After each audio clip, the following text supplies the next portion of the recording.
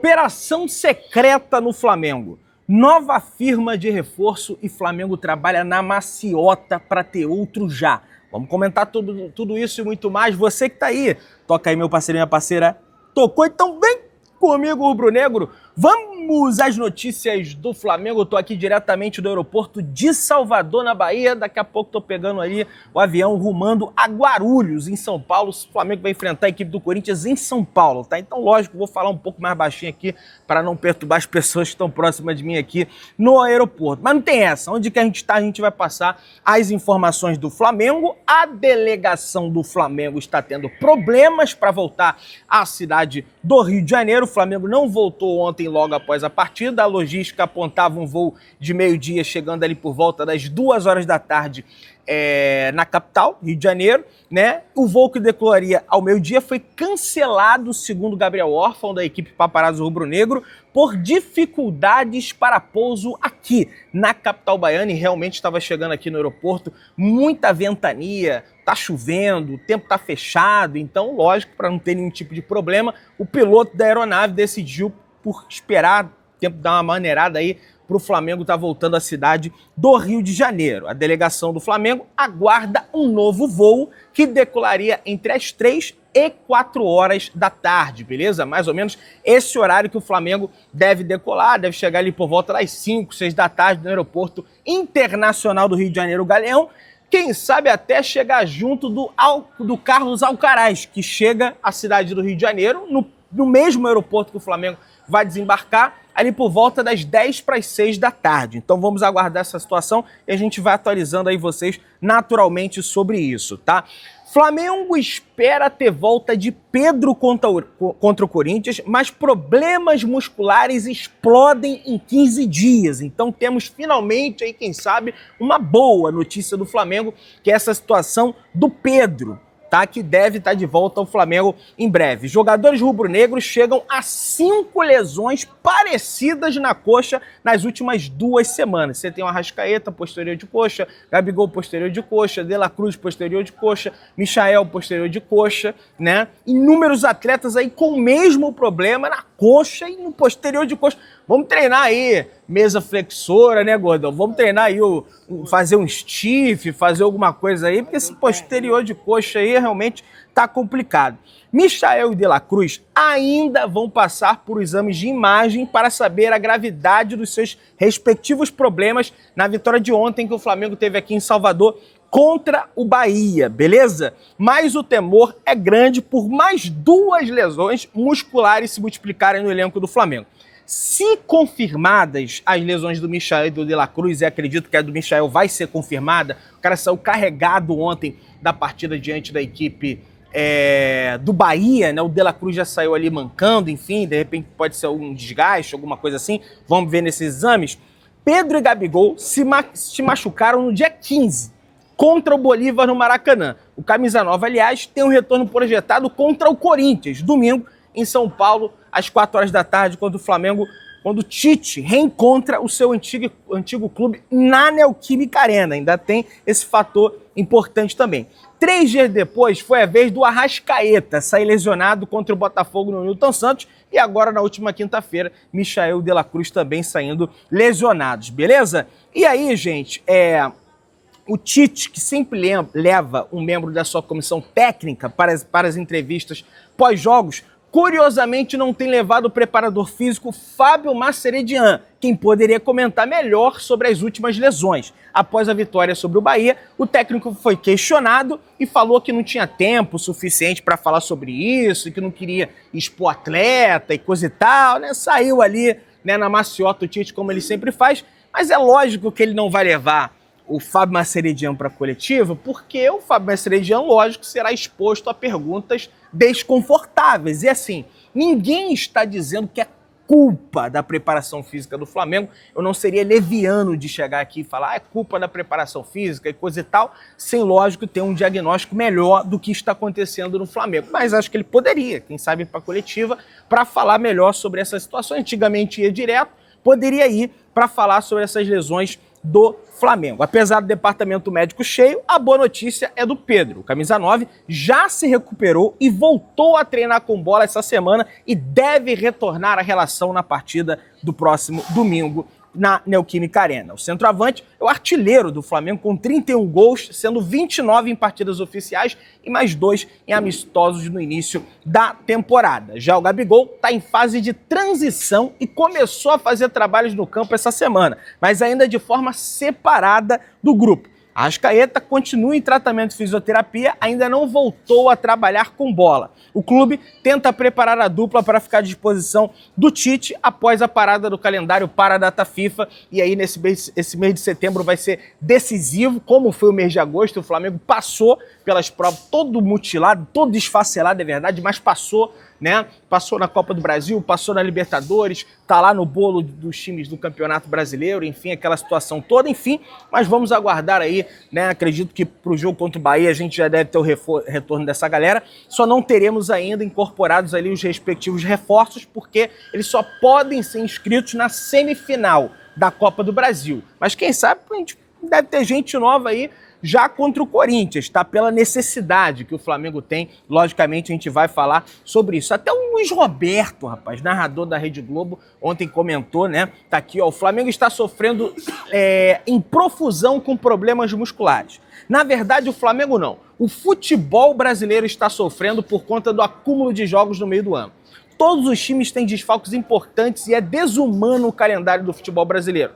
Gente, esse calendário é desumano, é um sofrimento para os atletas. É muito fácil dizer, jogador de futebol tem salário milionário, tem que jogar todo dia. Não é assim que funciona. Meus amigos, na prática é muito difícil manter esse nível de performance, né? E aí, gente, eu acho importante essa pressão que faz o Luiz Roberto, acho que ele deva continuar fazendo essa pressão, porque a Globo ela tem muita influência no calendário do futebol brasileiro. Aliás, Globo, o produto que você compra, que é o Campeonato Brasileiro, é prejudicado por conta desse calendário maluco, e acho que vocês deveriam exercer mais pressão para que mudasse esse cenário, sobretudo em relação aos campeonatos estaduais.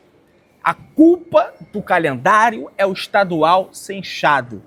Alonga a pré-temporada, deixa os atletas em pré-temporada, jogando amistoso, de leve, tranquilo, e depois coloca os times, né, como é a proposta que Flamengo e Palmeiras entregaram à CBF, tá, para estar jogando o campeonato estadual. Porque senão, velho, estoura no meio do ano. E a CBF quer terminar o brasileiro na primeira semana de dezembro. Eles não querem mudar essa situação. Até porque também o Flamengo, vencendo a Copa Libertadores da América, se não me falha a memória, dia 14 já tem jogo contra o Pachuca no México. É um time mexicano que o sul-americano vai enfrentar, o sul-americano que vencer a Libertadores vai enfrentar no Mundial de Clubes. Pra você ter ideia, o Gerson chegou a 34 partidas consecutivas nessa temporada. Se liga na minutagem do jogador que traz o Luiz Gustavo aqui, lá do Papa também. São 34 partidas consecutivas, 2.614 minutos jogados e de 3.600 possíveis. Atuou em pelo menos 45 minutos nos últimos 29 jogos. Em 19 das 34 partidas, ele jogou os 90 minutos. Ah, o Gerson saiu com falta de ar ontem, não tem altitude na Bahia, Salvador, meu amigo. Mas o cara tá estafado, o cara tá detonado. Vai fazer o quê? O cara tomou uma bolada na cabeça, jogando esse número de jogos absurdo, né? Inclusive tem a chance do Gerson não jogar contra o Corinthians, pelo que saiu aí. Mais um desfalque no Flamengo, se eu não me engano foi o Pablo Rafael Rua, que publicou essa matéria, o que prejudicaria ainda mais o meio-campo do Flamengo. Você tem uma ideia, o Pulgar foi o jogador que mais correu na partida de ontem contra o Bahia. 12 quilômetros e 500 metros corridos. E pelo jogo, eu vi realmente, né, o pessoal do Bahia passando ali encarnando, o Pulgar correndo para lá e para cá que nem um maluco. Então tem que ter atenção com isso também, né? Luiz Araújo correu 10 na altitude, ontem deve ter corrido mais 10 lá na Arena Fonte Nova. Segundo o jornal Metrópolis, Caixa, União e Prefeitura do Rio de Janeiro têm reunião hoje em Brasília para tentar um acordo definitivo sobre a situação do terreno do gasômetro. onde deve ser construído o estádio do Flamengo. Então, para não existir esse negócio de justiça, deve ter mais uma rodada de negociações, de reuniões, para ajustar essa situação para o Flamengo tomar posse do terreno gasômetro aí o mais rápido possível, beleza? Já em solo turco, o meio-campista Vitor Hugo, que foi emprestado pelo Flamengo ao Göztepe, já se encontra na Turquia. Ele viajou na noite de ontem e irá fazer exames para o seu novo time na próxima sexta-feira. Então, o Vitor Hugo, né, ele postou stories através das suas redes sociais, publicando que já está na cidade de Izmir, na Turquia, botou ali chegamos, então já tá tudo certo. Boa sorte ao cria do Ninho do Urubu, que ele tenha sorte lá na Turquia, depois tenha sorte numa eventual ida para a equipe do Southampton da Inglaterra, depois quem sabe para outra equipe, enfim, vamos ficar aguardando as cenas dos próximos capítulos. O Flamengo basicamente encerra a sua janela, né? Tem algumas outras contratações que o Flamengo pode fazer também, que a gente vai comentar aqui, mas até o momento, no ano de 2024, o Flamengo acertou a contratação de Léo Ortiz, Matias Vinha, Alexandro, Carlos Alcaraz, De La Cruz, Michael, Gonçalo Plata e também o atacante Carlinhos. São 1, 2, 3, 4, 5, 6, 7, 8 contratações nesse mês aí de agosto, nesse ano de 2024 aí, com essas. Valeu, Mônica, boa viagem. Com essas contratações. Mônica Alves, aqui setorista do Coluna do Flamengo, passou aqui para falar com a gente, está voltando para Goiás, terra dela, beleza? Um abraço para ela. Flamengo está preparando, minha galera, uma força-tarefa, uma verdadeira operação, uma força-tarefa para ter Carlos Alcaraz, o novo reforço do Flamengo, à disposição e promover a estreia do meio-campista argentino já no próximo domingo, dia 1º de setembro, contra a equipe do Corinthians na Neoquímica Arena. Para você ter ideia do desespero que o Flamengo tá nesse momento para ter esse jogador por conta das lesões que sofre o Flamengo. E geralmente o Flamengo na Neoquímica Arena, ele consegue os 3 pontos. Por quê? Porque tem um bom gramado, time do Flamengo a priori, não nesse momento com desfalques, o time também recuando um pouco, o Flamengo tem a posse de bola. O Corinthians está num momento muito instável, está em vias de cair para a segunda divisão. O presidente do Corinthians pode sofrer um processo de impeachment. Está uma crise braba lá no Corinthians. Então é a grande oportunidade de o Flamengo somar 3 pontos fora de casa e ficar mais próximo ainda das lideranças no campeonato. E outra, o Fortaleza, que é o líder do campeonato, enfrenta o vice-líder, que é o Botafogo, na casa do Botafogo. Então alguém aí vai perder ponto. Então é de suma importância esse jogo do Flamengo antes da data FIFA, tá? Somar esses 3 pontos lá em São Paulo, lá na Neoquímica Arena. Vamos aguardar as cenas dos próximos capítulos aí para ver se o Flamengo consegue. Tá fazendo de tudo, tá tratando de parte burocrática, já deu entrada no bid para ter o jogador à disposição. Lógico, não vai também, o cara vai jogar mal, vai julgar o cara, até porque vai ser o primeiro jogo do cara, né? Ali sem entrosamento, sem nada, porque o Flamengo precisa de jogador, né? E o Alexandro também. A informação é que o Flamengo corre contra o tempo. Alexandro, aliás, chega na terça-feira, tá? Na sexta-feira, falei errado aqui, desculpa. Chega amanhã, na sexta-feira, já deve ser integrado para também estar à disposição contra a equipe do Corinthians, porque o Flamengo precisa desses atletas aí para fazer a diferença, beleza? Sobre Danilo, a informação que a Raíssa Simplício tem é que o jogador não deve sair da equipe da Juventus nessa janela de transferências. No entanto, as conversas com o Flamengo seguem, tá? E o Flamengo vai fazer de tudo para contar com o jogador na próxima janela de transferências, na janela de transferências do início do ano. Tem uma informação que circula também que se a negociação do Wesley se concretizasse, ficaria mais tranquilo do Flamengo avançar por essa situação do Danilo, mas como não se concretizou, realmente deve ficar para a janela do meio de ano, que também é mais difícil de se fazer, porque a janela do meio de ano no Brasil, do início de temporada, é justamente a janela do meio da temporada europeia. E aí os clubes europeus ficam mais receosos ali de liberar determinados atletas, ainda mais o Danilo, que é um dos líderes, um dos capitães lá da equipe da Juventus. Mas já tem o Alexandre aqui, que veio da Juventus, já tem o o Alcaraz, que estava emprestado à Juventus. Quem sabe aí o Alexandre ajudou na contratação do Alcaraz. Por que não pega o Alcaraz e o Alexandre tentar buscar o Danilo logo? Segundo o GE. Globo, o jornalista Caemota, o Flamengo chegou a fazer contatos pela contratação de Reinier, caso ele não se acertasse com algum clube. No entanto, o Real Madrid de cara rechaçou o retorno do atleta ao Brasil. A exigência era seguir na Europa pensando em venda para recuperar parte do investimento de 30 milhões de euros. À época, se não me engano, esse foi o valor que o Real Madrid pagou pela contratação do Reinier. O Reinier não conseguiu espaço no Real Madrid ainda, nem me recordo se ele já chegou a jogar alguma partida como titular da equipe principal. O Gordola está me dizendo aqui que não jogou, né? Foi emprestado já para outras equipes, né? Jogou lá no Borussia Dortmund, depois foi emprestado para a Itália o Frosinone, já foi emprestado para a Espanha também, né? O que acontece é que o Norwich da Inglaterra... Oi? Girona também. O que acontece é que o Norwich da Inglaterra, da Premier League, não conseguiu o acerto, o Real Madrid não liberou o jogador e surgiu essa informação da oportunidade de ele vir para o Flamengo. No entanto, o Real Madrid rechaçou de bate-pronto a ideia.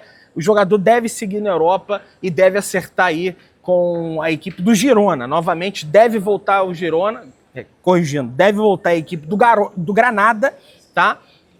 O Gordola tá me ajudando aqui, que é muita coisa, muita correria, a gente esperando o voo aqui. Deve ir para a equipe do Granada, tá? Para atuar essa temporada, até porque é futebol espanhol, aquela situação toda, primeira divisão. Então, Reinier deve seguir na Europa, beleza? Gente, o negócio é o seguinte, tem informação aqui, ó. Gonçalo Plata assinou o seu contrato com o Flamengo. A gente vai entrar nessa situação. Uma seara que eu queria adentrar antes é que muita gente está falando que o Plata está sem ritmo de jogo.